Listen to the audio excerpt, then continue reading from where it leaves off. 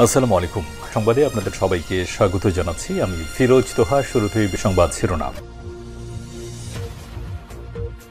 বাংলাদেশের সর্বশেষ গুরুত্বপূর্ণ আপডেট সংবাদে আপনাকে স্বাগত। শুরুতেই সংবাদ শিরোনাম, পরে বিস্তারিত। শুরুতেই জানাবো, বিয়ে নিয়ে মুখ খুললেন সার্জিস আলম।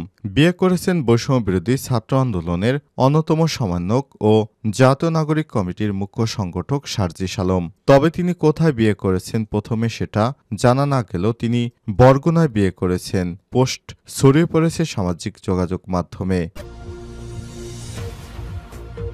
এরপর জানাবো, মধ্যরাতে নেভি হল থেকে ঘেরাও আওয়ামী লীগ নেতা ফখরুল আটক। চট্টগ্রামে নেভি কনভেনশন সেন্টারে ছেলের বিয়ের অনুষ্ঠান থেকে আটক হয়েছেন আওয়ামী লীগ নেতা ফখরুল আনোয়ার। আটককৃত ফখরুল চট্টগ্রাম উত্তর জেলা আওয়ামী লীগের শিল্প ও বাণিজ্য বিষয়ক সম্পাদক ছিলেন। এদিকে সাবেক এমপি নাজনীন গ্রেপ্তার। কুড়িগ্রাম জেলা মহিলা আওয়ামী লীগের সাবেক সভাপতি ও সংরক্ষিত মহিলা আসনের সাবেক সংসদ সদস্য এমপি আহমেদ নাজনীন সুলতানাকে আটক করেছে পুলিশ। এবারে জানাবো, হার্ট অ্যাটাকে মৃত্যু নাকি পরিকল্পিত হত্যা। দেলার হোসেন সাঈদীকে দুনিয়া থেকে সরিয়ে দিতে নির্দেশ দিয়েছিল ভারতের র। এদিকে জাকসুর তফসিল ঘোষণা না হলে ভর্তি পরীক্ষা বন্ধের হুঁশিয়ারি। আগামী ৬ ফেব্রুয়ারি বৃহস্পতিবারের মধ্যে জাহাঙ্গীরনগর বিশ্ববিদ্যালয় কেন্দ্রীয় ছাত্র সংসদ জাকসু নির্বাচনের তফসিল ঘোষণা না করা হলে আগামী ৯ ফেব্রুয়ারি আসন্ন ভর্তি পরীক্ষার কার্যক্রম বন্ধ করে দেওয়ার হুঁশিয়ারি দিয়েছেন শিক্ষার্থীরা। এবং সর্বশেষ জানাবো, শ্রীলঙ্কায় ৬৫ বছরের মধ্যে রেকর্ড মূল্য হ্রাস। ভয়াবহ অর্থনৈতিক সংকট থেকে বেরিয়ে আসার চেষ্টা করছে শ্রীলঙ্কা। দেশটিতে গত জানুয়ারিতে ভোক্তা মূল্যসূচক ৪% কমেছে। ১৯৬০ সালের পর দেশটির ইতিহাসে এটি সবচেয়ে বড় মূল্যহ্রাস।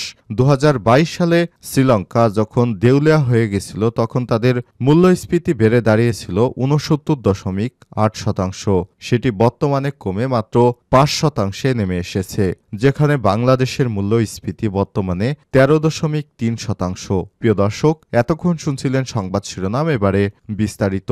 তবে তার আগে বন্ধুরা, অনুরোধ থাকবে এই সংবাদটিতে একটি লাইক দিন। এই চ্যানেলে আপনি নতুন হয়ে থাকলে আমাদের সংবাদটি দেখতে দেখতে চ্যানেলটি সাবস্ক্রাইব করে রাখুন, যাতে করে বন্ধুরা আমাদের পরবর্তী লেটেস্ট আপডেট সংবাদগুলো সবার আগে আপনার কাছে পৌঁছে যায়। এবারে বিস্তারিত।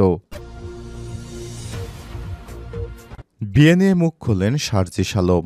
বিয়ে নিয়ে মুখ খুলেছেন বৈষম্য বিরোধী ছাত্র আন্দোলনের অন্যতম সমন্বয়ক ও জাতীয় নাগরিক কমিটির মুখ্য সংগঠক সার্জিস আলম। তবে তিনি কোথায় বিয়ে করেছেন প্রথমে তা জানা না গেলেও তিনি বরগুনায় বিয়ে করেছেন, এমন পোস্ট ছড়িয়ে পড়েছে সামাজিক যোগাযোগ মাধ্যম ফেসবুকে। এবার নিজেই নিজের বিয়ে নিয়ে মুখ খুলেছেন।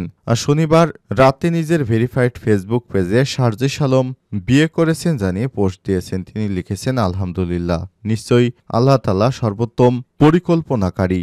গতকাল আমি বিবাহ বন্ধনে আবদ্ধ হয়েছি। দুই পরিবারের উপস্থিতিতে মসজিদে বাদ আসর ছোট পরিসরে এই বিবাহ সম্পন্ন হয়েছে। সবার কাছে দোয়া চেয়ে সার্জিস আলম আরও লিখেছেন, যারা বিভিন্ন মাধ্যমে আমাকে শুভেচ্ছা জানিয়েছেন, দোয়া করছেন, আপনাদের প্রতি কৃতজ্ঞতা। পারিবারিকভাবে ছোট পরিসরে হওয়ার কাছের অনেক শুভাকাঙ্ক্ষীকে বলতে পারিনি, সেজন্য আন্তরিকভাবে দুঃখিত। তবে সুবিধাজনক সময়ে কিছুটা বড় পরিসরে একসাথে মিলিত হওয়ার ইচ্ছা আছে ইনশাল্লাহ। আমার জন্য সবাই দোয়া করবেন। এর আগে শুক্রবার ৩১ জানুয়ারি সামাজিক যোগাযোগ মাধ্যম ফেসবুকে এক পোস্টে সার্জিস আলমের বিয়ের বিষয়টি নিশ্চিত করেন যুব ক্রীড়া উপদেষ্টা আসিফ মাহমুদ সজীব ভূঁইয়া। এরপরই সার্জিস বরগুনায় বিয়ে করেছেন লিখে পোস্ট দিতে শুরু করেছেন বরগুনার নানা শ্রেণী পেশার মানুষ। সামাজিক যোগাযোগ মাধ্যমের একাধিক পোস্ট থেকে জানা যায়, বাংলাদেশ সুপ্রিম কোর্টের deputy attorney general advocate Mohammad Lutfur রহমানের বড় মেয়ে রায়তার সঙ্গে বিয়ে সম্পন্ন হয়েছে সার্জিস আলমের। রায়তা একজন কোরআনের হাফেজা। মোহাম্মদ লুৎফুর রহমান ঢাকা বিশ্ববিদ্যালয়ের আইন বিভাগের প্রাক্তন ছাত্র। তিনি বরগুনা সদর উপজেলা ২ নম্বর গৌরীচন্না ইউনিয়ন লাকুরতলা নামক এলাকার বাসিন্দা। তবে পেশাগত কারণে বর্তমানে তিনি পরিবারের সদস্যদের নিয়ে ঢাকায় বসবাস করেন। মধ্যরাতে নেভি হল ঘেরাও আওয়ামী লীগ নেতা ফখরুল গ্রেপ্তার। চট্টগ্রামে নেভি কনভেনশন সেন্টার সেলের বিয়ের অনুষ্ঠান থেকে আটক হয়েছেন আওয়ামী লীগ নেতা ফখরুল আনোয়ার। আটককৃত ফখরুল চট্টগ্রাম উত্তর জেলা আওয়ামী লীগের শিল্প বাণিজ্য বিষয়ক সম্পাদক পদে ছিলেন। শনিবার 1 ফেব্রুয়ারি দিবাগত রাতে নেভি কনভেনশন হলে ছেলের বিয়ের অনুষ্ঠান থেকে তাকে আটক করা হয়। জানা গেছে এদিন রাতে বিয়ের ওই অনুষ্ঠানে সাবেক সংসদ সদস্য সৈয়দ নজিবুল বাশার মাইজ ভান্ডারী ও সাবেক সংসদ সদস্য খাদিজাতুল আনোয়ার সনি উপস্থিত থাকার খবর সোশ্যাল মিডিয়ায় ছড়িয়ে পড়েছে। এমন খবর শুনে সেখানে যায় বৈষম্য বিরোধী ছাত্র আন্দোলনের শিক্ষার্থীরা। এরপর অনুষ্ঠান থেকে ফখরুলকে আটক করে পুলিশে সোপর্দ করেছেন শিক্ষার্থীরা। শিক্ষার্থীদের অভিযোগ, কনভেনশনে প্রবেশের সময় প্রথমে দারোয়ানের বাধার মুখে পড়েন তারা। এরপর ভেতরে প্রবেশ করলে ফখরুলকে আটকের সময় অতিথিরা তাদের উপর চড়াও হয়। সাবেক এমপি নাজনীন আটক। কুড়িগ্রাম জেলা মহিলা আওয়ামী লীগের সাবেক সভাপতি ও সংরক্ষিত মহিলা আসনে সাবেক সংসদ সদস্য এমপি আহমেদ নাজমিন সুলতানাকে গ্রেপ্তার করেছে পুলিশ। শনিবার 1 জানুয়ারি রাতে জেলার পুরাতন শহরের মুক্তারপাড়া গ্রামে নিজ বাসভবন থেকে তাকে আটক করা হয়। কুড়িগ্রামের সদর থানার ভারপ্রাপ্ত কর্মকর্তা ওসি হাবিবুল্লাহ এসব তথ্য নিশ্চিত করেছেন। নাজমিন সুলতানা নবম জাতীয় সংসদের সংরক্ষিত মহিলা আসন 6-এর এমপি ছিলেন। তিনি সদর উপজেলা আওয়ামী লীগের সভাপতি আক্তার হোসেন চিনুর স্ত্রী। জানা যায়, এমপি থাকাকালে তার অনুকূলে বিভিন্ন সরকারি বরাদ্দের টাকার বিনিময়ে বিক্রির অভিযোগ রয়েছে। তবে তাকে ঠিক কী অভিযোগে আটক করা হয়েছে তা তাৎক্ষণিকভাবে নিশ্চিত করা যায়নি। এ বিষয়ে ওসি হাবিবুল্লাহ বলেন, তাকে আটক করে থানায় নেওয়া হয়েছে। জিজ্ঞাসাবাদ হবে, সম্পৃক্ততা নিশ্চিত হওয়ার পর গ্রেপ্তার দেখানো হবে। হার্ট অ্যাটাকে মৃত্যু নাকি পরিকল্পিত হত্যা, সাঈদীকে দুনিয়া থেকে সরিয়ে দিতে নির্দেশনা দিয়েছিল ভারতীয় গোয়েন্দা সংস্থা র। ভারতের গোয়েন্দা সংস্থা র সম্পর্কে সর্বোচ্চ আদালত থেকে ফাঁসি রায় কমিয়ে আমৃত্য কারাদণ্ড দেয়া বিশিষ্ট ইসলামী চিন্তাবিদ ও বাংলাদেশ জামাত ইসলামের নায়েবে আমির দেলোয়ার হোসাইন সাঈদীর বিষয়ে বাংলাদেশের সাবেক প্রধানমন্ত্রী শেখ হাসিনার কাছে গোপন প্রতিবেদন দিয়েছিলেন বলে অভিযোগ উঠেছে।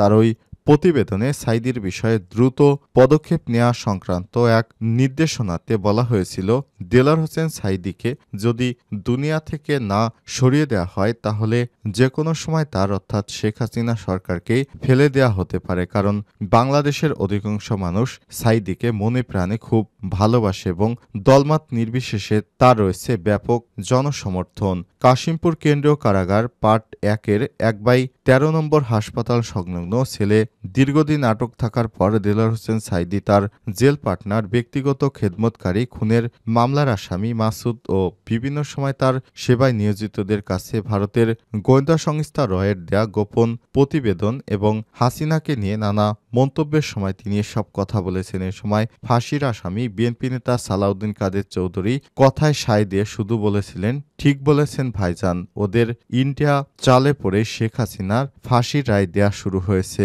উল্লেখ্য, 2023 সালের 13 আগস্ট দুপুরের দিকে দেলোয়ার হোসেন সাঈদীকে গাজীপুর কাশিমপুর কেন্দ্রীয় কারাগারে পার্ট 1 থেকে অনেকটা সুস্থ অবস্থায় গাজীপুর তাজউদ্দিন মেডিকেল হাসপাতালে পাঠিয়েছিল কারা কর্তৃপক্ষ।